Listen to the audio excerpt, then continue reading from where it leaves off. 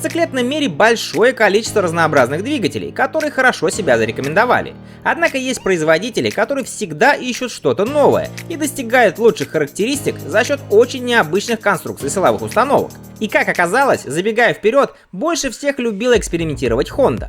В сегодняшнем выпуске я предлагаю вам 7 наиболее интересных именно серийных двигателей, которые можно было встретить в свободной продаже. Кстати, подробные выпуски о всех сегодняшних мотоциклах выходили ранее. Кому интересно, воспользуйтесь поисковиком канала. Итак, начнет у нас Honda MVX 250F, которая удивила всю мотообщественность в 1983 году. Сердцем мотоцикла был очень необычный двигатель, V-образная тройка. Такая компоновка была позаимствована у гоночных мотоциклов NS400 и 500. 249-кубовый двухтактный трехцилиндровый двигатель с развалом цилиндров 90 градусов и жидкостным охлаждением выдавал 49 лошадиных сил на 9000 оборотов в минуту и 31 ньютон-метр на 8500. Он был установлен в раму таким образом, что два его цилиндра, расположенных горизонтально, были направлены вперед, а третий цилиндр, расположенный вертикально, был направлен вверх. Такая компоновка имела довольно сильную вибрацию, поэтому инженеры Honda пошли на хитрость и сделали шатун для вертикального цилиндра толще и тяжелее, чем для горизонтальных, и это сработало, а также повысило надежность одиночного цилиндра.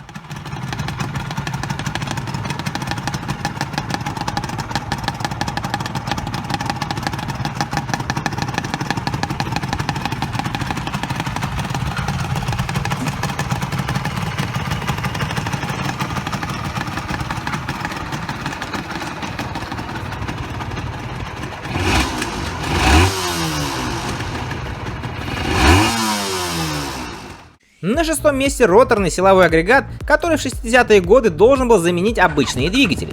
Многие автомобильные и мотоциклетные фирмы в то время работали по этой теме. Из японских мотоциклетных концернов дальше всех продвинулась компания Suzuki, которая не стала заморачиваться и купила у НСУ патент на двигатель Ванкеля, после чего в 1974 году дебютировал Suzuki RE5. Его мотор односекционный жидкостного охлаждения с рабочим объемом 497 кубических сантиметров и мощностью в 62 лошадиные силы.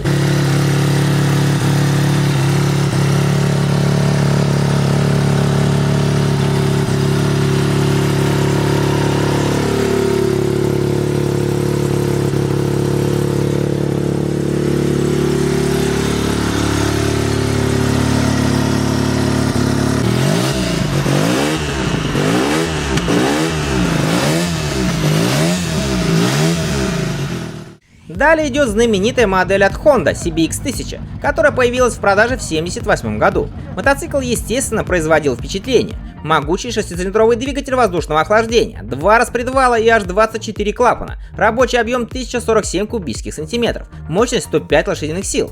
Байк оснащался 6 карбюраторами постоянного разряжения. На момент своего выхода мотоцикл установил рекорд скорости в 225 км в час. Можно сказать, что Honda CBX-1000 был первым в мире гипербайком.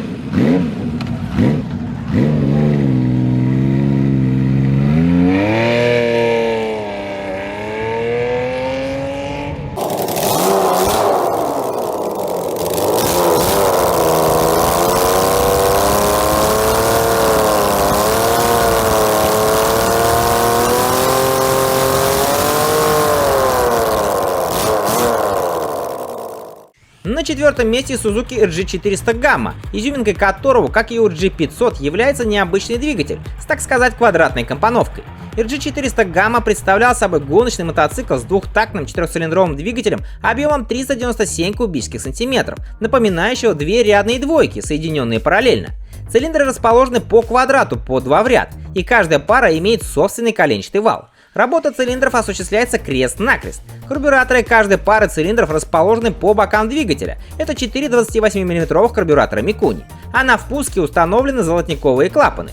Двигатель оснащен жидкостной системой охлаждения. Максимальная мощность составляет 59 лошадиных сил и 48 ньютон-метров крутящего момента.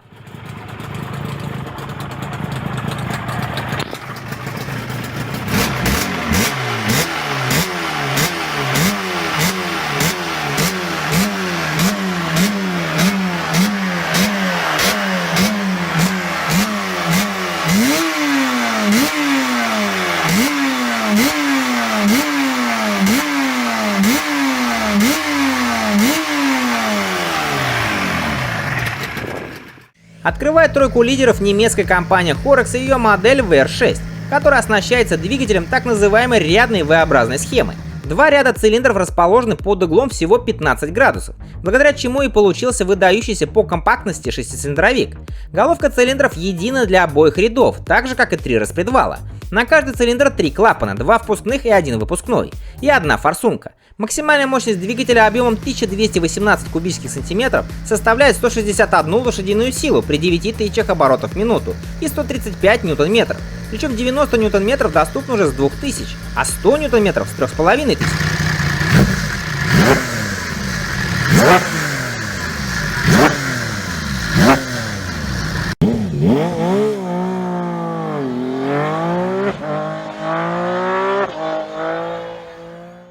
Серебро достается мотоциклам Пух, которые были популярны в 30-е годы.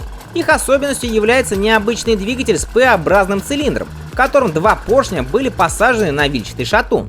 Такая схема позволила воплотить мечту всех конструкторов двухтактников — несимметричные фазы газораспределения. Один поршень управлял продувочными окнами, второй — выпускными. При этом выпускные окна закрывались раньше, не позволяя вылетать в трубу заряду свежей смеси. К примеру, Пух 250 S4 34 года с таким двигателем выдавал 10,5 лошадиных сил.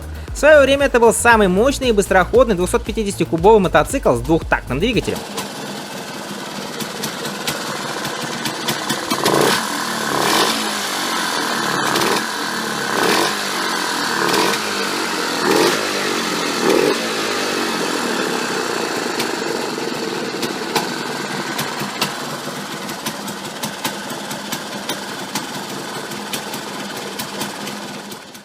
Ну и на первом месте экзотичный мотоцикл, который увидел свет в 1991 году — Honda NR750. Его уровень технологий даже сегодня кажется невероятным. Мотоцикл был задуман ради двигателя и построен вокруг него. Это 4 цилиндра, расположенных V-образно, овальные поршни, овальные же кольца, 4 верхних распредвала по 2 на блок и 32 клапана. Мощность двигателя 130 лошадиных сил при 14 тысячах оборотов в минуту. Honda особенно гордилась непрерывным потоком мощности во всем диапазоне оборотов. NR тянул прямо с нуля. На отметке 3000 оборотов в минуту выдавал уже уверенные 45 ньютон-метров, на 6000 — 56. Короткий ход овальных поршней вкупе с высокой степенью сжатия привели к тому, что силовой агрегат набирал обороты быстро, но всегда линейно.